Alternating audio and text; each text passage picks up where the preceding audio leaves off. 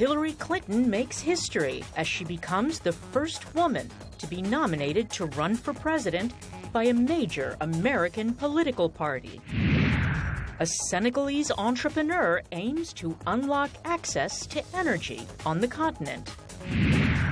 And Queen Bey reigns supreme with 11 Video Music Award nominations. Africa 54 starts right now. Good evening, I'm Esther Gidoyuat. This is Africa 54.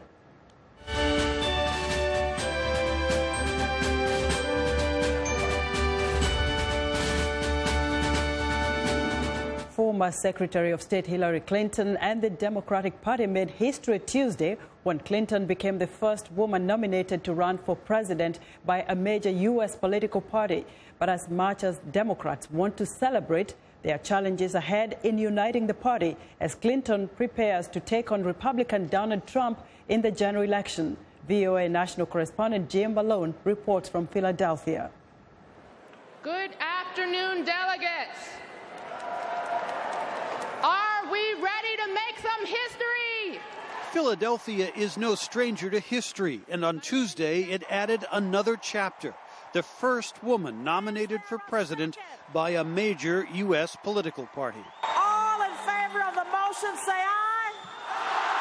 Opposed, no. The ayes have it. Democrats officially nominated Clinton after the traditional roll call of the states, setting off a celebration inside the convention hall.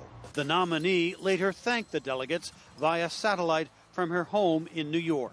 This is really your victory. This is really your night. Earlier, former President Bill Clinton brought the delegates to their feet with an impassioned appeal on behalf of his wife. I hope you'll elect her. Those of us who have more yesterdays than tomorrows tend to care more about our children and grandchildren. The reason you should elect her is that in the greatest country on earth, we have always been about tomorrow. Your children and grandchildren will bless you forever if you do. God bless you. Thank you. And in a bid for party unity, it was Clinton's former rival, Bernie Sanders, who urged his followers to join behind the former Secretary of State. I move that all votes cast by delegates be reflected in the official record, and I move that Hillary Clinton be selected as the nominee of the Democratic Party for President of the United States. But in a sign of lingering party tensions, scores of Sanders delegates and supporters staged a convention walkout into a nearby media tent where they held a silent protest. Michael Grom is a Sanders delegate from Ohio. They're representing that they have no voice in this democracy. They felt that they can completely shut out. Our democracy has been taken over by corporations. Despite the discord, Clinton delegate Janet Buskey of Alabama was thrilled with the nomination. All the rights denied to blacks, all the rights denied to women, we're sort of coming full circle, and I see a complete America. With much of this week's focus on Democrats, Republican Donald Trump still has been busy on the campaign trail. Trump went after Hillary Clinton's record on military veterans Tuesday during a speech in North Carolina. We know how she takes care of the veterans. Just look at her invasion of Libya and her handling of Benghazi, a disaster. On Wednesday, the Democratic delegates will hear from President Barack Obama, Vice President Joe Biden, and Clinton's vice presidential running mate, Virginia Senator Tim Kaine. Hillary Clinton will address the convention on Thursday. Jim Malone, VOA News, at the Democratic National Convention in Philadelphia.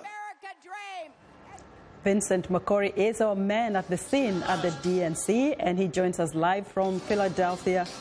Vincent, yesterday was definitely a historic day in the U.S. political process, and tonight, President Barack Obama heads the list of keynote speakers. Oh, yes, Esther, history was made yesterday, and whether Hillary Clinton gets elected president or not, she has kind of punctured a major hole in that glass ceiling. And so it doesn't matter how it goes. Now, tonight, President Barack Obama, he's the key speaker here at the convention. What a significance. Look, President Barack Obama, he's the first black president of the United States. He will be here making a case for a possible first female president of the United States. Hugely significant. If she gets elected, what does that mean? History will have been made twice in a row. First, a black president, followed by a female president.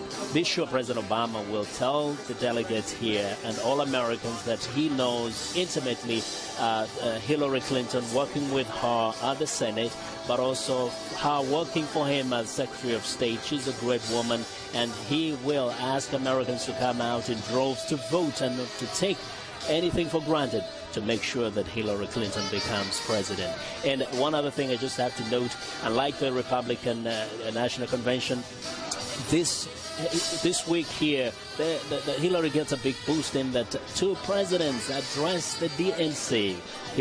Bill Clinton yesterday, and of course today, President Barack Obama. You mentioned Bill Clinton's speech last night. Can you give us a little highlight on what exactly he achieved during that speech?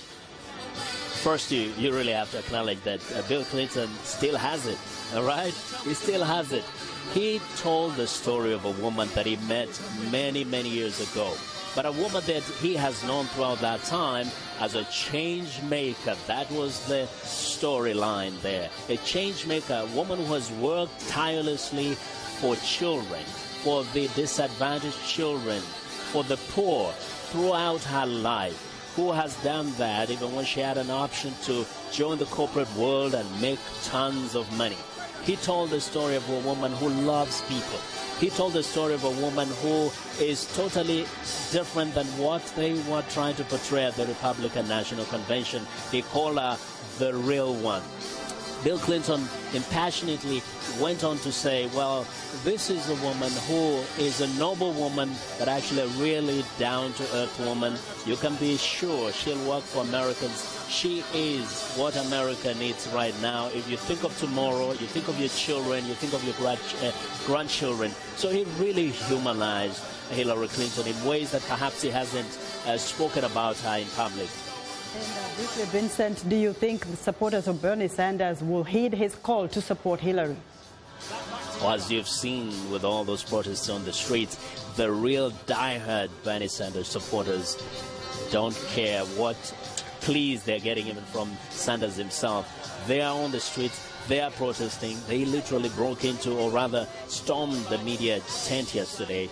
They are relentless. But officials here at the DNC say that 90%, perhaps 90% of Sanders supporters will vote for Hillary Clinton. So they're confident that these votes will be transferred to Hillary Clinton, and that the stakes are so high that they will not see Donald Trump become elected. Vincent, we'll catch up with you tomorrow. Africa 54's Vincent Makori reporting live from the DNC convention in Philadelphia. And amid calls for unity within the Democratic Party, a number of diehard backers of Senator Bernie Sanders are upset, as Vincent said, and unsure about how to cast their votes in November. Africa 54's Vincent Makori spoke to Angie Ecker, a Vermont delegate and a Bernie Sanders supporter. Well, Bernie Sanders is talking about things that a lot of us in the Democratic base of voters have been talking about for many years. And he's not new to this. He's been saying these things even before he was ever running for president for a long time. But, you know, as a mom, my son is about to go to college next year. And, you know, so free college for all, I think, is a right. I think health care for everybody is a universal human right that we should, you know, as a developed nation, should definitely be on par with that right now. Now, obviously, Bernie Sanders is not at the top of the ticket. What do you feel about that? I mean, in the wake of the WikiLeaks emails that came out this week showing the collusion against Bernie Sanders by the party that was supposed to remain neutral, I think there are a lot of questions around what types of things transpired to make Hillary Clinton, the quote-unquote presumptive nominee. I think there are a lot of questions about whether this was the actual outcome that should have happened. And so I don't think, as much of a long shot as it is, I don't think that Bernie's delegates are going to be ready to give up the fight so quickly. But Bernie himself has actually said, well, let's move on. We want to unite the party. His spokesperson said, we knew this happened. We knew there was a some things happening that were working against Bernie Sanders. But now let's move on. Let's unite the party. Are you embracing their message, their call? No. We feel that there's a lot of fear, a sense of obligation, a sense of guilt, that if we don't unify, that we're going to be the cause of Trump winning. If Trump wins, that is going to be the fault of the DNC for running a campaign for Hillary this entire time instead of letting the primary process play out fairly. There have been people from the beginning saying that, Bernie, if Bernie is the nominee, that he'll have a much better chance against Trump. And I think looking at the data that's out there, I think that's quite apparent. So I think if they want to take their number 2 player and put her up against Donald Trump, well, then the DNC has to bear the blame for that at the end of all this. So no, I don't think that this message of unity that the DNC is trying to present, this unified front, I don't think they're going to get that. I don't think that they can, especially in the wake of the WikiLeaks emails. So you personally, how do you plan to cast your vote? I plan to cast my vote according to my conscience. I think that there's a long-term and a short-term cost-benefit analysis to do between, who would be worse, Donald Trump or Hillary Clinton. I'm going to be, weighing that all out very carefully. Jill Stein is definitely an option on the table as well. So I'm going to be weighing everything out very carefully and voting based on my conscience. Now, that means you are going against the call of Bernie Sanders. You're a supporter of Bernie Sanders. He's saying Hillary Clinton and Team Kaine are 100 times better than Donald Trump, even on the worst, circumstances. Why are you not with them?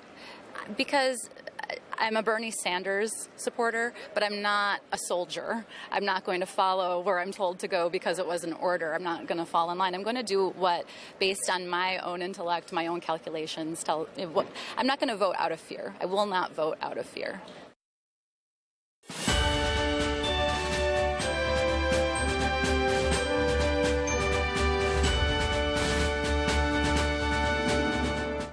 The Joint Monitoring and Evaluation Commission, a body charged with the responsibility of monitoring the implementation of South Sudan's peace deal, issued a statement Wednesday on the recent political developments in South Sudan. The statement quotes Chairman Festus Mogae as saying, "Our only interest is to see a solution that promotes peace and a return to a normality as well as security in South Sudan."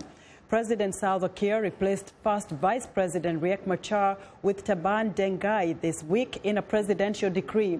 Machar told Al Jazeera Television Wednesday that his replacement is a violation of the peace agreement signed by President Kiir and Machar in August last year. The whereabouts of the former rebel leader is not known since fighting broke out in the capital 2 weeks ago. The United States has condemned in strongest terms a double bombing that took place at the main entrance of Mogadishu's airport during morning rush hour Tuesday, killing at least 13 people. Al-Shabaab, Somalia's al-Qaeda-linked terror organization, claimed responsibility for the attack on the group's Andalus radio station. 7 of the 13 people killed were United Nations guards. Residents in the area reported hearing 2 massive explosions just around 9 a.m. local time.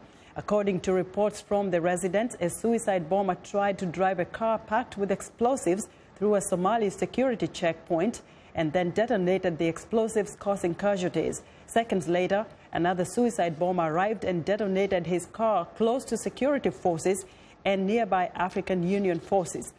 A security source told VOA that private security guards charged with protecting UN personnel outside the AU compound were also at the checkpoint at the time of the attack. We want to know what you think about Africa 54 and the stories we cover. Join the conversation on Facebook. The address is Africa 54, and check out our headlines 24/7 on voaafrica.com. Coming up, how a young Senegalese entrepreneur aims to revolutionize energy access on the continent. Stay with us.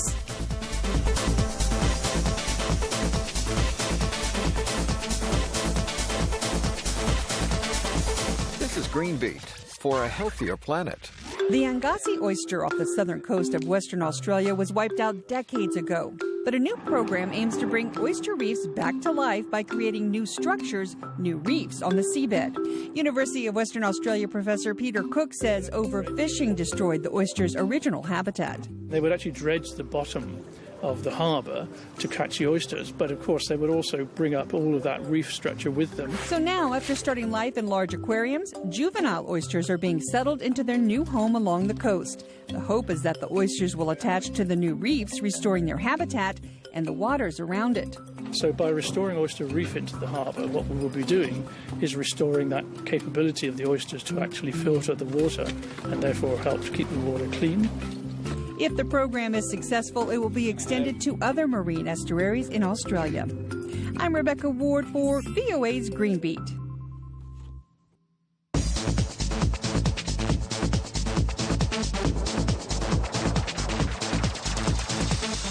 In part 2 of our series on how to stop terrorist financing, we take you behind the headlines to a congressional debate on stopping the flow of cash through the plunder and sale of antiquities. VOA's Caroline Turner has more. Because the U.S. is the world's largest art market, it is often the final destination for art and priceless antiquities smuggled in on the black market. So, George. These antiquities from Iraq were smuggled into the U.S. and now repatriated back to Iraq. Experts believe international money laundering is supporting this criminal activity. Recently, the U.S. Congressional Task Force investigating terrorist financing and the plunder and sale of cultural treasures heard testimony from experts. ISIS has been dubbed the world's richest terrorist army, and the illegal antiquities trade is one income stream which gives the group significant strategic advantage against existing counter-terror finance efforts. The trade's main target buyers are, ironically, history enthusiasts and art aficionados in the United States and Europe, representatives of the societies which ISIS has pledged to destroy. Experts say authenticating and tracking the movement of artifacts is such a challenge, they are ideal for money laundering. Antiquities freshly looted from the ground have no established value and no documented history. They can be mined from the ground as new commodities.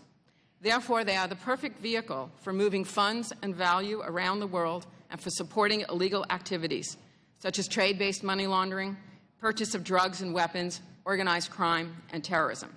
The Middle East is home to cultural remains beginning in the second millennia BC.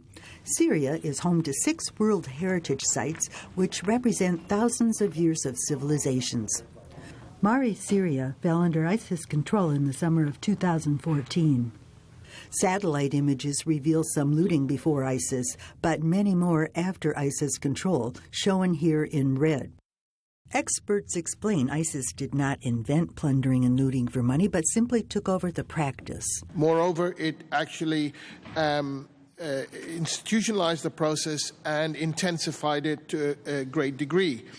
In fact, what we can say is that ISIS sees cultural heritage as a resource to be exploited like any other. On display is an ISIS revenue looter's license, a huge source of revenue for ISIS. The heavy machinery, you can see it here now being used to gouge chunks of earth out of the site. And if you don't think that this is producing good material, here are some of the finds that came out of this one site that was being looted. Not only pieces of pottery, but also these bronze and metal items or coming from a Bronze Age. If the looter fails to sell the items, ISIS takes them back and sells them at a regular auction in Raqqa. These 2 statues from Palmyra were listed for $150,000 US and sold just before ISIS was forced out. Experts want to disrupt this black market. Perhaps more importantly, to convince the middlemen and the dealers and the looters along the way that they will not eventually be able to sell these things in the United States. How can we best address money laundering through the art trade, sir? So let's suppose one of the large banks in the United States has offered a basket of art objects, whether cultural heritage objects, or art as we might normally think of it, for a loan transaction for $50 million. Right now, because of the lack of information sharing, that financial institution would have no way of knowing whether that same basket of assets was presented to 6 banks around the world in the last 30 days. Experts advise Congress to shape the new legislation to empower financial and law enforcement agencies to stop funding terrorist organizations. Title insurers are in a good position to generate suspicious activity reports because they are charged with vetting assets for documented authenticity, ownership, and value. Carolyn Turner, VOA News, Washington. Be sure to join us Thursday for part 3 of our series about the new law to protect and preserve international cultural property. VOA's Caroline Turner takes us behind the scenes as experts brief Congress on ways to stop cultural genocide. Today, we're kicking off a series of profiles on participants in President Barack Obama's Young African Leaders Initiative, or YALI. The State Department-sponsored program empowers young adults between the ages of 25 and 35 through academic coursework, leadership training, and networking. In the spotlight today is Abubakar Buba Dieme, a Senegalese entrepreneur who believes energy is key to the future of Africa. VOA's Ricky Shryoak caught up with him in Dakar, Senegal, before his trip to the U.S. My name is Buba Dieme. I'm the co-founder and an MD of YELEN. I'm a 2016 YALI Mandela Washington Fellow. I'll be based in the Energy Group, which will be in UC Davis, California. And then the second part of my fellowship is a professional development experience that will be with General Electric in Boston. YELEN is an energy service company. So the aim is to help clients save on the usage and help them control, and at the same time help them transition to renewable energy when it's possible. Okay. YELEN is currently based in Dakar. We have about 4 people full-time and then other 4 people on demand, so when on a project-to-project basis. We currently work from my house, my home here, that's my current home office, and then when there's a meeting with clients, we meet at the sites or we meet at the offices. And then the next level is to expand eventually to other countries. We recently had, we launched about 6 months ago, and we recently starting to close our first deals with businesses in Senegal. Why YELEN came about? So I studied electrical engineering, then worked as a telecom engineer. And when I came back to Senegal about 2 years ago, I noticed obviously that energy is a cornerstone we couldn't develop without energy. Also noticed a lot of challenges that businesses face, that people face, including pricing, instability. The potential of for renewable energy in our region is big, it's very big. Well, we have a lot of sun radiation, a lot of wind, but then we have to deal with the ecosystem. Like I said, I like to tell people, the regulatory environment has to be good, and I believe the experience we use with the YALI for me will be tremendous in the sense that I'll be able to see working systems in the U.S., how a lot of the challenges that have been solved from a scientific, a policy, business perspective, and things that have been done. These are lessons learned that we can take as knowledge, technology, and then do better even here when we come back. I'm very excited for the YALI experience. I'm ready to go and learn a lot. I'm ready to go and connect with people and then grow. So I think as an initiative, it's one of the best initiatives I've encountered because it develops people, it develops young people, and gives us hope. I think inspiring others is what this initiative is about and what we should be about. It's time now for a short break. Still to come on Africa 54, the list of the top nominees at the MTV Video Music Awards. We'll be right back.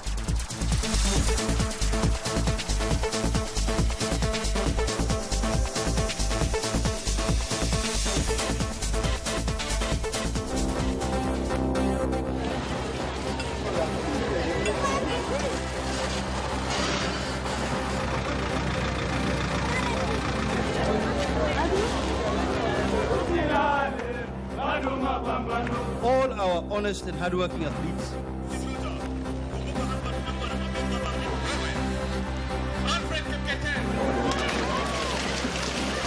consolidate a democratic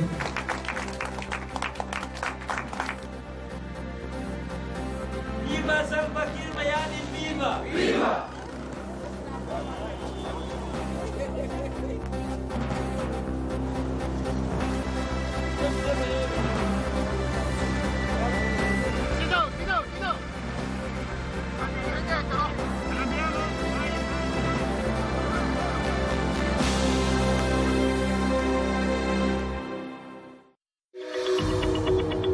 I'm Milar Sega. I'm the host of VOA's The Correspondents, a roundup of the world's top stories with analysis from our dedicated reporters. It's really a conversation the same way that you would bring a friend to your home and ask them what's going on.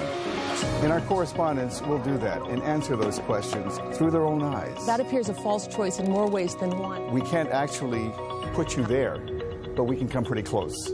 In 30 minutes, we'll show you the world.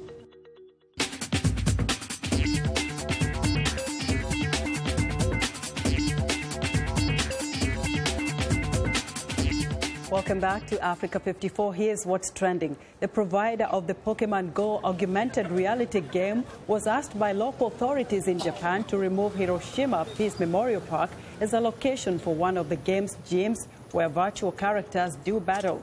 The game's developers was asked to take action before August 6th, the 71st anniversary of the 1945 atomic bombings, which killed more than 100,000 people.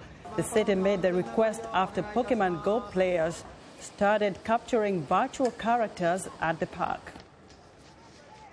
Next up, Beyoncé and Adele are the top nominees at the MTV Video Music Awards, where their music videos will compete against Kanye West's controversial Famous for Video of the Year. Famous Beyoncé's Formation and Adele's Hello will battle Justin Bieber's Sorry and Drake's Hotline Bling for the top prize when the VMAs air live August 28th from New York's Madison Square Garden.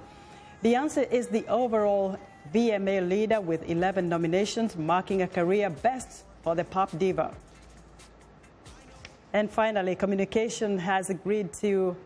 Communication has agreed to buy Yahoo's core internet business for $4.83 billion in cash, ending a lengthy sale process for the fading web pioneer. Buying Yahoo's operations will boost Verizon's AOL internet business, which it bought last year for $4.4 billion by giving it access to Yahoo's advertising technology tools as well as other assets such as search, mail, and messenger. And that's what's trending today. And that's our show for today. Be sure to watch Africa 54 on our website at voaafrica.com. For more news, tune into VOA's evening radio show Africa News Tonight at 1800 UTC and in the mornings to Daybreak Africa between 0300 and 0600 UTC Monday through Friday. Thanks for watching and good night from Washington.